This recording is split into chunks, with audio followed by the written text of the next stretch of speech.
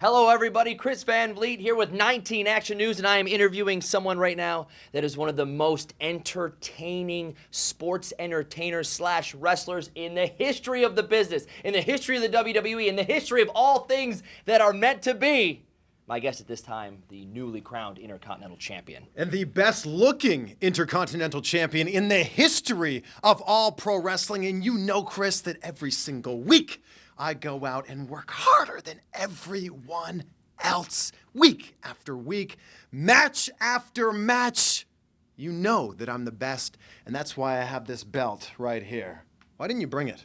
I don't know. Can't believe you didn't bring it. Hey, it's pretty fun being you. Isn't it? Yeah. It's better at night. Really? Okay, Yeah, I'll take this back now. I'll be Chris. You can be Dolph Ziggler. Okay.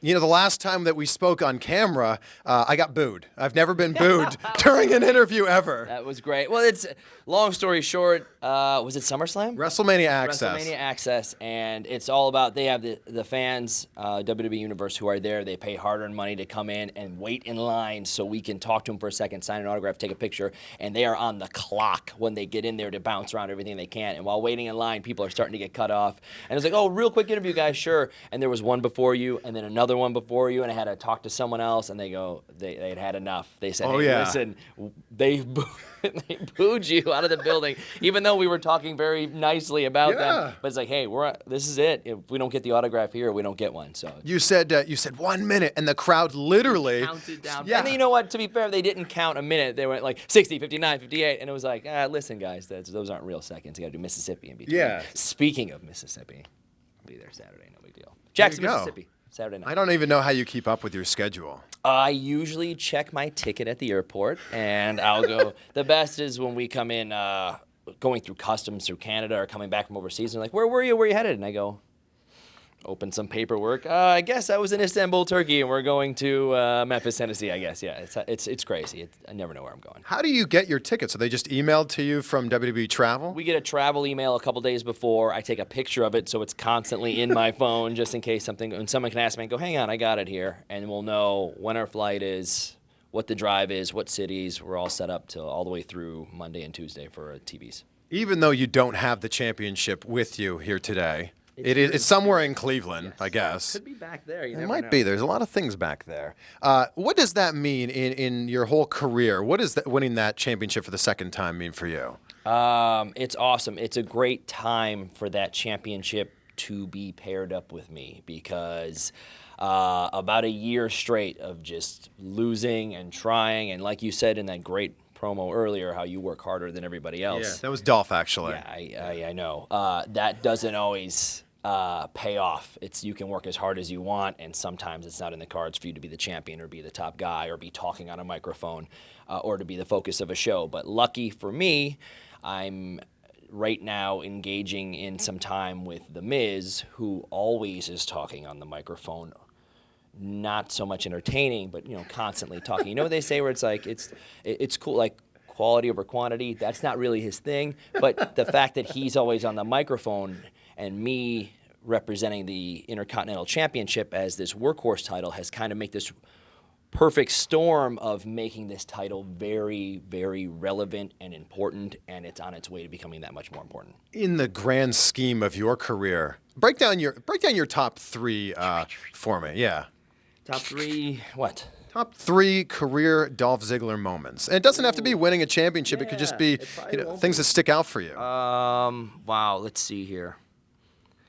How could I not say that night of WrestleMania, cashing in and becoming World Heavyweight Champion, no matter how short-lived it was, that reaction from the crowd as I was in a very focused, serious mode walking down that ramp, and I had chills going down my back. Not for something that I was doing, for the crowd's reaction. And I don't know that will be replicated in this era without like Austin stunning Vince McMahon 15, 20 years ago.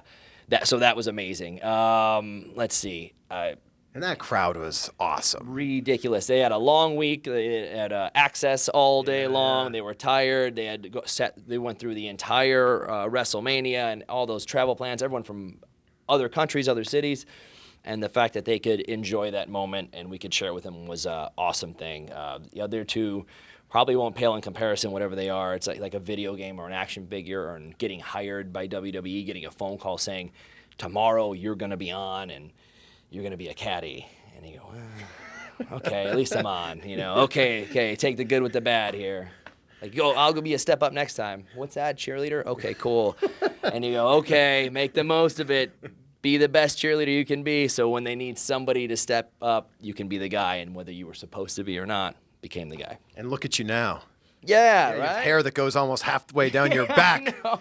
25 years military flat top. My parents are so proud of me, yes. You talked about The Miz getting on mic time and you getting some mic time. I want to go back to February and a promo you cut in Toledo for the WWE app, and it was very impassioned, and I think it was the best promo that you've ever cut and one of the best promos I've seen in the last 5 or 10 years. What did that promo mean for you? The really cool thing about more social media becomes apparent, and the more options you have, and when you have a 15-second Instagram video with WWE where you can talk about yourself or show your character, the app has become a huge tool for someone like me, who almost never talks, ever, even right? And it's nothing, so I beg these guys, can you find a way to make some room for me today? And they love it, because those app guys are so cool with me, letting me sneak on whenever they can. Like, hey, the interviewer's not here. Can you come in and interview one of these divas? Absolutely. I love not just showing how good I am at it, it's getting a chance to talk and go, guys, this needs to be on TV at some point. Yeah. And not putting down the app, because the app is downloaded by millions of people, and that's awesome. But it's a great chance for people to try out their character, do things. Every single thing I do on there, I tell them to surprise me with the question. I go, they know now, whoever the interviewer is, they'll go, oh yeah, we'll wait. Surprise me. It's all improv, and I know the idea. I know, okay, I have The Miz at Night of Champions. Got it. What's your question? And I make it up as I go along. I make it interesting. I try to have highs and lows, and I try to get everyone's attention and say, I dare someone to follow this thing that I just did. You're so good at it. Right? Yeah. And humble still. Oh, so humble. Now that The Miz is being billed from Hollywood, Yeah. can you perhaps claim Cleveland now? That is in the works. Really? Yeah. I don't know that it's going to happen, but I have pushed for it before, and now it kind of makes sense that there's a chance for it, so we'll see. As of now, it's Hollywood, Florida. We'll see. Have you even been to Hollywood, Florida? I've been there. There's Like a dog once? track and a Denny's. Yeah, no, I've been there on several occasions. The best part is they'd be like, are you really from Hollywood, Florida? I used to be like, yeah, sure. And they're like, the Denny's, right? I'm like, yeah, I got it. So then I started, when people would ask me about, like, the Denny's, right? What's the deal with that? So I've been there, but hopefully, we'll see. I can't say there's a chance. I've lobbied for it, so we'll see what happens. Well, with a Have a pay-per-view. real hometown at some point in my career. Please. Well, with a pay-per-view coming here in December, TLC is going to be at the Quicken Loans Arena. That seems like a fitting time. I'm sure you'll have a match on that card. That makes sense. That is perhaps the perfect time to unveil something along those lines. Hopefully, like I said, it's in the works, and with TLC being one of the so many different fans' favorite pay-per-views, and hopefully I'll be on that card. Hopefully, still as the Intercontinental Champion, maybe going for a different title, maybe going for a #1 contendership. You never know. And if it's here in Cleveland. By the way, I think Cleveland is probably getting it because of the awesome response they get. Live events, TVs, pay-per-views, you name it. This is not a joke. There's a reason we constantly keep coming back. It's because the fans do not stop coming to the shows, and it's almost like a reward for, like, hey, you guys constantly come to these TVs. You constantly fill up the arenas. Let's give you something extra special. So. You work so hard in the ring and out of the ring, and you're kind of the guy that they can call on to pretty much do anything. With that said, does it upset you when the champion isn't on every single week? You know what? 8 years ago, it would make me really mad. And Rock coming back, guys who come back at WrestleManias and stuff. Here's the two-part story. Hopefully it gets edited out where they just go, I hate all these short timers or whatever, part-time guys. But it makes me so mad that we can't do a show without them. Here's the business side. We need those guys to get eyes on a show that normally wouldn't get, so you can see these up-and-coming guys. So one day down the line, in 20 years, I'm doing something else. They go, hey, we need you to get on this card so we can highlight these 20 other guys who are up-and-coming. It's a circle of life. It's a circle of business. If they weren't making money, they wouldn't keep doing it. And that's the best part of WWE, because it is constantly expanding. That schedule that I get, every couple weeks, I get something else that says, oh, we're going to Newfoundland. Oh, we're going to Antarctica. It's like, it wouldn't be expanding if we weren't reaching new markets and getting new eyes on our projects and everything going on. So here's the cool part. I'm the Intercontinental Champion. On live events, there's no WWE World Champion. Sure. Brock Lesnar's not, he's in demand. So that makes me the champion on that show. It makes my match that much more important. So you have to find the positives of it. And by the way, Lesnar being champion, the way he beat up Cena is something I've never seen before in our business. So it makes you want to see who the hell is going to beat this guy. Who can? You can? I mean, yeah. But will I get the chance? No, I'm very interested to see what's going to happen at this time. And if Lesnar beats the crap out of him in 10 minutes again, who will ever not beat him? And it's something, I've never thought that before. When Cena's a champion, like, he's great, everyone loves him, someone can beat him. Yeah. This guy does not seem beatable, so that makes me want to tune in and see it. The flip side of this part-time thing is, why can't they make someone like you or The Miz, and the list can go on and on and on. Why can't they make you as big of a star as The Rock or Brock Lesnar, instead of relying on the fame that they already have? I like to think of myself as someone who is old school, been a fan since I was 5, knows everything. I think that started with the early WrestleManias. Lawrence Taylor coming in the main event. Mike Tyson with Shawn Michaels and DX and Stone Cold. That, like, having an outside part-time superstar, I guess, it adds to it. And I don't see. It's hard for me to say I don't see anything wrong with it. And yes, we can make superstars. And we're in the middle. I think a couple years ago I should be like, we need some young guys to be in this title matches, because these guys won't be here forever. And if you look back now, this roster is 90% young guys. And slowly but surely, they will be these international draws at some point. Not all of them, but a small handful. And once they are, then we won't need that outside. And we'll still have some different outside superstar coming in. Who knows who it'll be. But that's just the circle of the business. That's how it works. And I think it's working pretty well. There's so much chatter about if, and probably more likely when, Sting is going to come in. Yeah, jeez. When he does come in, how do you think he's going to fit into everything? I have no idea. I'm a fan of wrestling, and I love watching that clip where RoboCop saves him from the Horseman in the cage. But it's like, it's funny, but it's also like, all right, I'm a nerd and I want to be great at wrestling, but you go back and watch Hulk Hogan versus the Ultimate Warrior. It's not the best technically sound match in the world, but if you are a true fan and you can complain online about everything, you can sit back, relax, take your mind out of it, enjoy this movie, and have chills up your back of watching this special match happen. I can go back now and watch it. As a jaded, bitter guy, I can go back and watch this and just take out and just enjoy the story of what it is and enjoy the awesome match. So wherever Sting is going to do, and whatever, like that RoboCop thing, that was, like, at the time, RoboCop was a huge movie. Like, that was a big deal. So have fun with it. It's about entertainment. It's not always about everyone just being really good at wrestling, because that would be kind of boring at the end of the day. So you got to remember, there has to be entertainment. And whatever Sting, obviously, just watching that commercial, we watched the first time it debuted, the 2K15 commercial, we were all like, oh, is this the thing? Us backstage, the guys who've been through everything, we crowded around a monitor to see a 1-second thing of, like, show his mask, and everyone went, oh, like, because it's that big of a deal. There's so few special things left that haven't happened in this business. So having Sting come back, no matter what he does or if he comes back, just to have him show up one night would just blow the roof off for us backstage and the fans, of course. Is there someone that is with the company now, or perhaps isn't with the company now, that you would love to be able to work with? If you could name somebody, that'd be great, and I'd be like, oh yeah. But I would have loved to have got, not Spirit Squad me, that's a year in the business. I'm probably said this a million times, but to get in the ring with Shawn for a couple of minutes and just. I think everyone watching this would love to see Dolph Ziggler versus Shawn Michaels. There would be something. We could have a built-in story, and it wouldn't even matter. It's two people trying to outdo each other, but outsell and out-emotion and outdo everything. And I just think that would be a special moment for me as a fan, but also, like, I think I can hang with them. Is there anyone that you see in maybe the Independents or Ring of Honor that you go, man, that would be great, like a legendary guy like a Christopher Daniels or an AJ Styles or someone like that, who I think have a very strong work ethic like you do? Yeah. But there's so many, and like I said, I watch all wrestling. So I'll watch TNA, I'll watch AIW. Yeah, you show up to the shows in Cleveland. When I can, because I love wrestling and I love sports entertainment, and I'm even wearing a Johnny Gargano shirt for you. Nice. Johnny Wrestling. Yeah. I like it. Johnny Wrestling. That's pretty good. They had Thanks.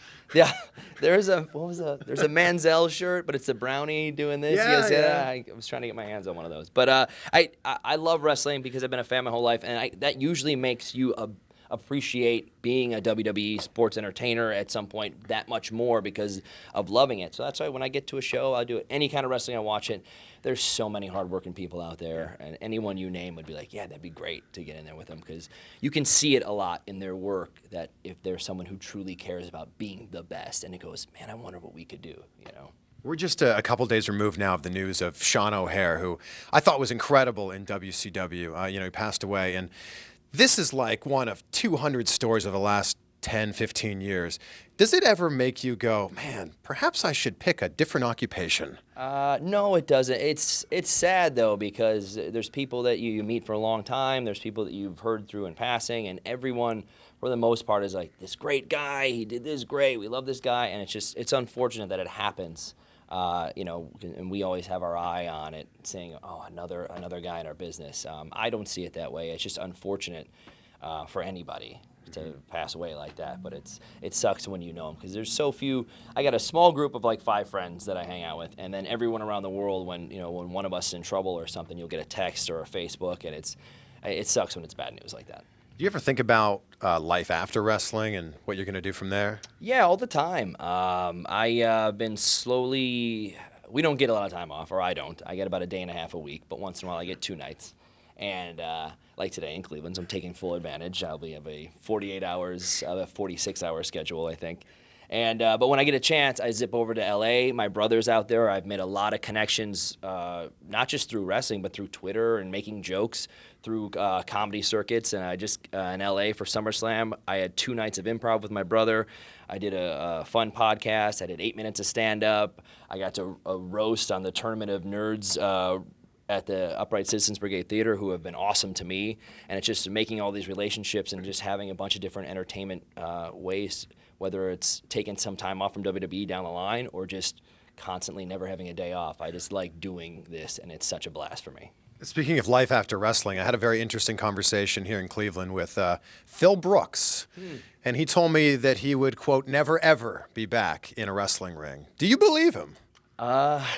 Maybe, man. I don't know. It's I've always been told never say never in this business, or this guy will never work here, and there they are. And so you never know.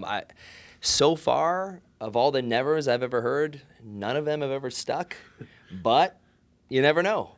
Some people, have done what they wanted to do. You just said never there. You never know. So yeah, so it's maybe a triple, double unnegative of. Yeah, if you can decode that, you get the real secrets. But it's never happened before, but also some people have done what they wanted to in this business, and they say that's it. And some people have stayed on and on and on for years and always have a place, so you never know. How much longer do you think you could do what you do at the level you do it in the ring?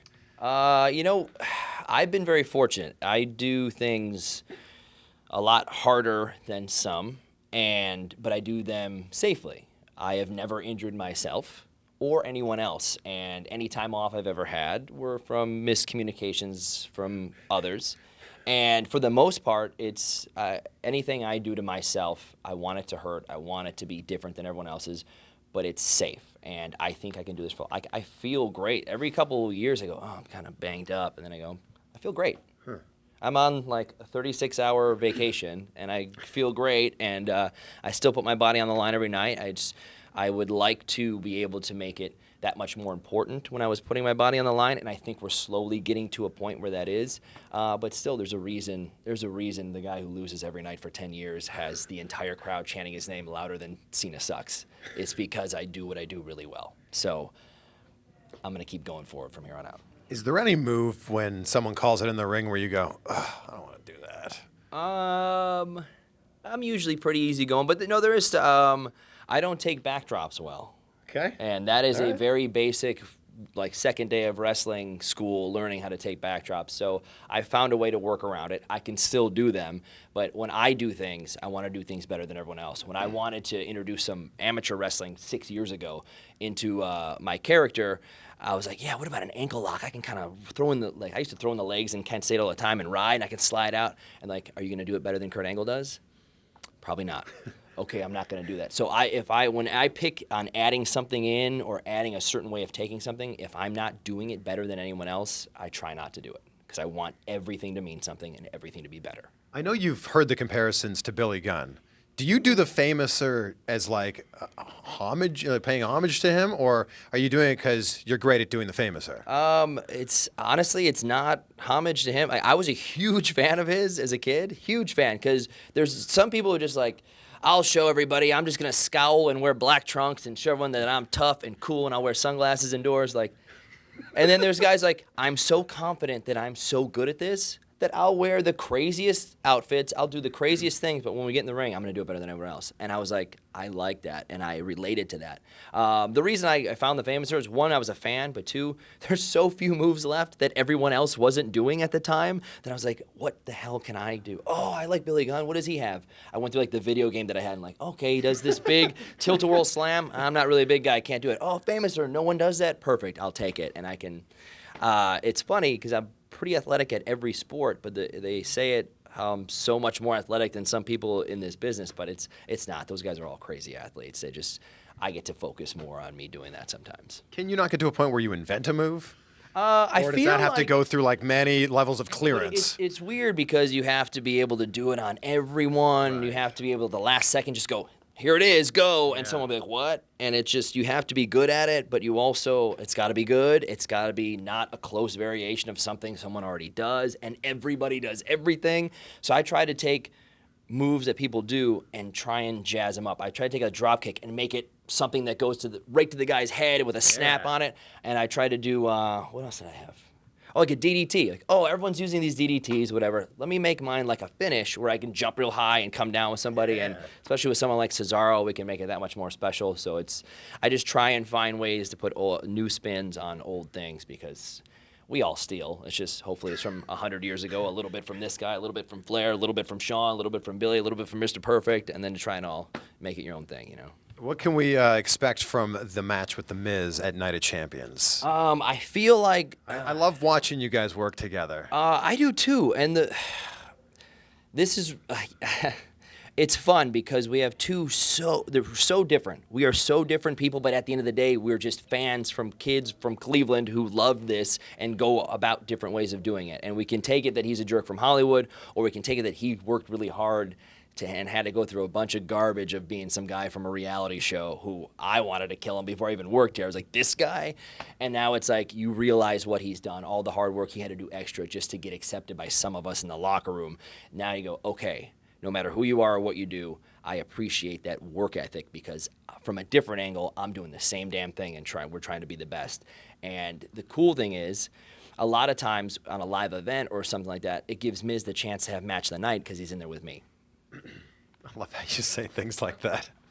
Anyone who's in the ring with me is going to have match of the night. My favorite thing is like, he has such good chemistry with this guy, and he has such good chemistry with this guy. And Miz and Dolph has such good, and Miz and Cesaro, not really, but Dolph and Cesaro, great chemistry. And it's like, stop saying I have great chemistry with everyone. Just say, I'm really good. That's hey, everybody wins. Like, we get to watch a good match. Like, it's cool. I never know when I'm talking to Dolph Ziggler or when I'm talking to Miz or to Nick. Am I getting Nick or Dolph here? I'm not sure who you're talking to. If underneath here I have pink trunks on, I don't know what the hell to tell you. You probably do have pink trunks on. Probably. It's very likely. I want to ask you as a Browns fan. Here we go. Who should be the starting quarterback? Oh, jeez. I'm a little out of the loop, but I have watched. I got a chance. Oh, God. I got to watch my good friend on Twitter, Applebee's, let me know. I was where the hell was I? I was in Baltimore, of all places, waiting to do a 5 o'clock live event on Sunday. I go, okay, find an Applebee's because they'll have all the TVs on, and they'll put on one with the Browns game. They did me a favor. You get the one with no sound. It was so funny. There was like all the beer taps here, and I had to sit like this and look because there's one TV like the size of this underneath there, and I was like, whatever. I get it. All the rest were the Ravens game and something else. So I was sitting there watching it, watching the Browns get smoked by Pittsburgh, and I was like, this sucks. But I was like, whatever. Let's see. There's a couple of bad plays. I had to leave at 10 to 4 to be at work at 4 before our 5 o'clock show. So at the point that I left, they were down 27-20 or something. I go, what an awesome, fun game for me to watch and get a chance to.